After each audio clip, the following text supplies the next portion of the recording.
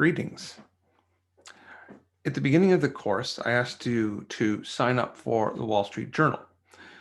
In the syllabus, there are assignments that are listed that are going to require you to comment and share about Wall Street Journal articles, about the macroeconomy, the current state of the macroeconomy, economic data and economic data releases as they come out.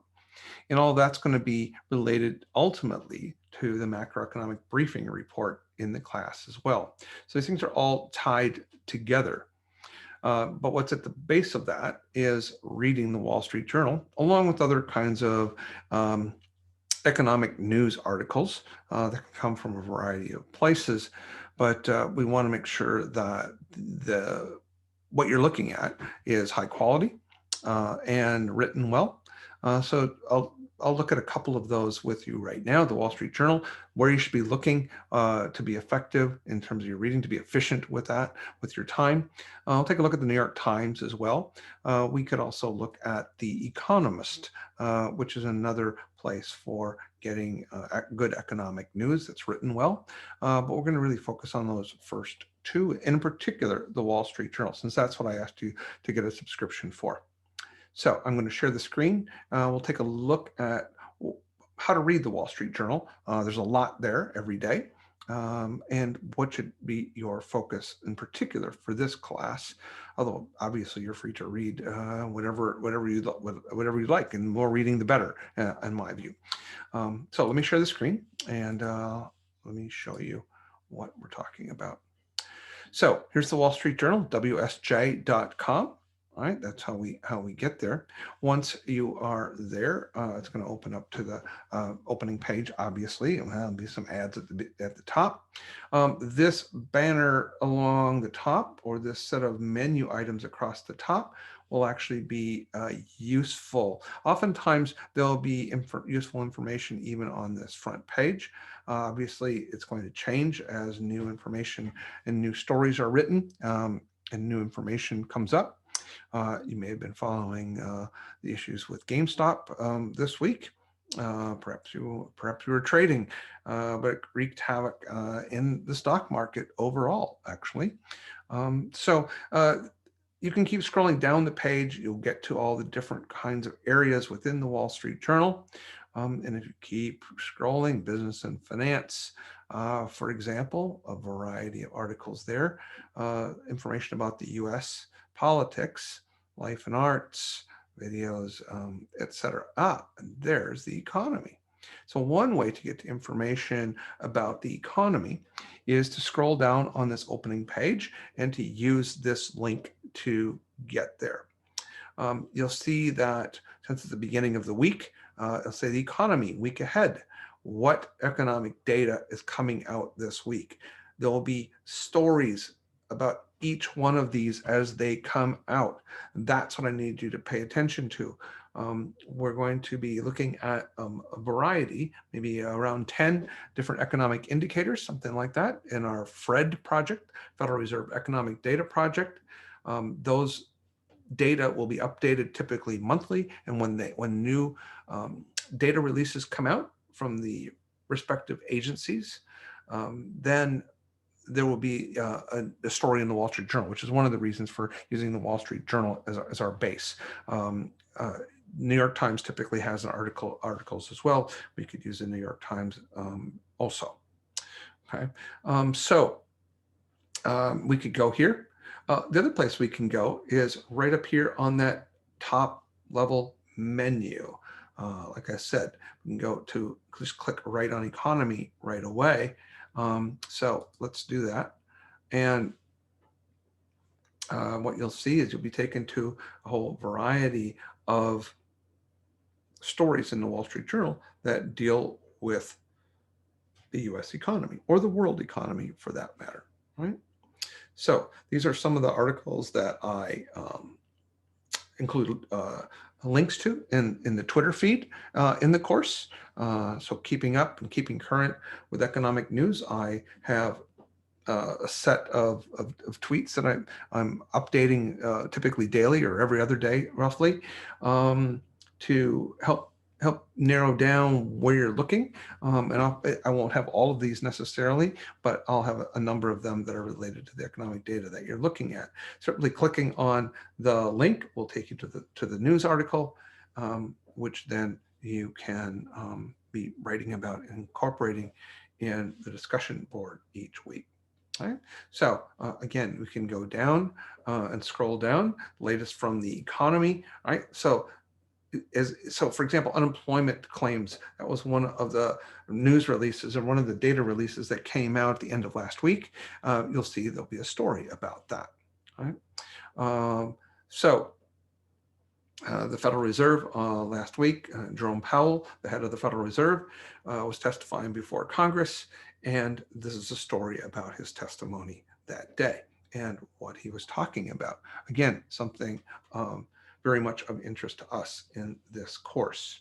So I said the week ahead, just take a quick look at that, and you'll see that day by day what economic news, what economic data, I should say, is coming out in the coming week.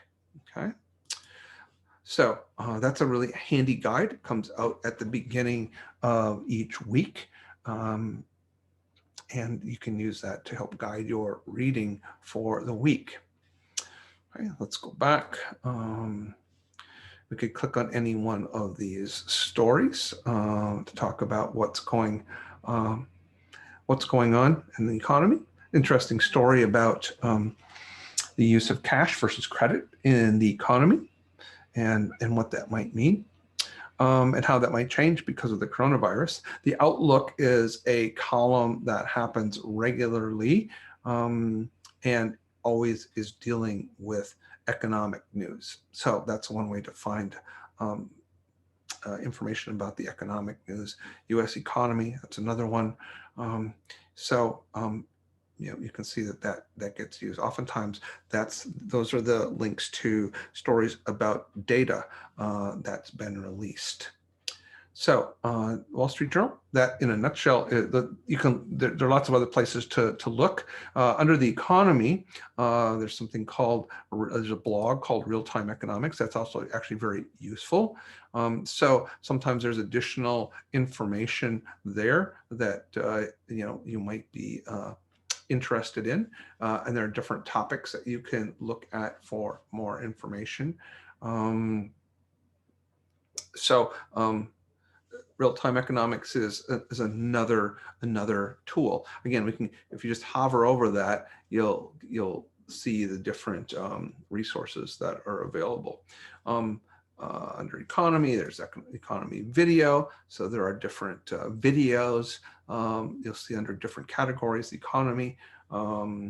So Janet Yellen, for example, the new Treasury Secretary, who used to be the head of the Federal Reserve, she also was talking about the economy last week and what kind of economic policies might be important for the president and for Congress to be looking at over the next few weeks, the next few months. So again, let's go back, right? One other thing I'll point out is that under economy, there's an economic forecasting survey that comes out every month, a group of more than 60 economists. There are a variety of economic indicators. Most of these are going to be the kinds of economic indicators that we're going to be paying attention to. And of course, GDP, of course, CPI, measuring inflation, unemployment rate, federal funds rate, 10-year note, those are interest rates. Those in particular. One thing I want to point out about this, in addition to these little stories here, but these are forecasts over the next few years. One of those economists that's in this group is Dr. Romero in our own economics department. He's one of those economists who is performing those forecasts each month. So that's pretty cool. So Wall Street Journal, economy. Oftentimes you can go back to the homepage as well, and there'll be economic news that will be on the very front homepage. If there's something big that's coming out, some new economic report like GDP this week, we'll probably make the front page when that's released. Typically, economic news is released early in the morning, although that's not always the case. So again, economy, all right, the different blogs, but the economy tab here, or the economy menu, will take you to economic news. Another useful source for news about the economy is the New York Times, another national newspaper. Wall Street Journal, on its editorial page anyway, tends to run a little conservative. The New York Times tends to run a little more liberal. The reporting of economic news in either place is going to be very similar. It's neither conservative or liberal. It's reporting on the news. That's why these are two great daily newspapers, and also available, of course, on the web. So they're both great places to read news. I read both. I have subscriptions to both. So New York Times, how does that work? Well, the front page sometimes will have economic news, right? Not always, but it depends what's happening that particular day. New York Times is a great newspaper to read as well. Just in general, it's well written. So if we in here, economics or the economy is not on the main sort of set of items on this top tab list up here, or top menu list, rather business, right? And you can get all sorts of business news, all kind of mixed together here on one page, right? And you can scroll down and get a variety of things, and the most recent news will be here at the top. But for most things, we want to actually go to econ, right? And about the economy. So here are the latest. It's done in a more linear fashion than the Wall Street Journal here, but it'll have some of the important news from the economy, right? In the latest news of the economy. Some of those are more important than others. For example, about the stimulus for the economy. You'll see that was one of the articles that I included in the set of tweets, all right, for the course in the keeping up with the news or keeping current area, the economy and the news. Right. So again, Federal Reserve, Jerome Powell testifying before Congress. Here's the New York Times version of that story. There's a Wall Street Journal version, as I was pointing out before. On big news days, when new big data comes out, you'll see the story in each place. Useful to read each one, but they'll generally be similar in nature. Again, we could go to The Economist, and if we did that, we would, I don't have that one queued up here, economist.com, and we would see different stories here as well. It's not set up in quite the same way that the other one is. In fact, these are the different sections. So we can look at the US, we can look at business, finance, and economics. Oftentimes there's really interesting and useful information here as well. But The Economist is a weekly magazine rather than a daily one. It's a little bit like Time Magazine on steroids. So it's an interesting article on what would a $15 minimum wage mean for America's economy, right? So we can find out what those things are like as well. I actually do have an account for this as well.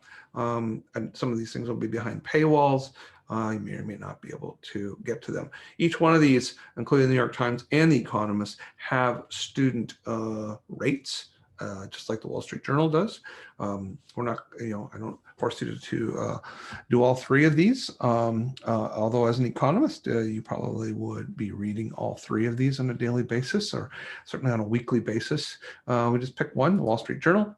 It's got the most extensive set of business and economics news, so it might actually be useful for other courses that you're taking as well. So that's a guide to the Wall Street Journal and the reading and where to look and how to read the Wall Street Journal. I'm expecting you to be reading that on a regular basis. You don't read every article in the Wall Street Journal. You read the things that are of particular importance. And for our course anyway, it's the information on the economy that's the most important.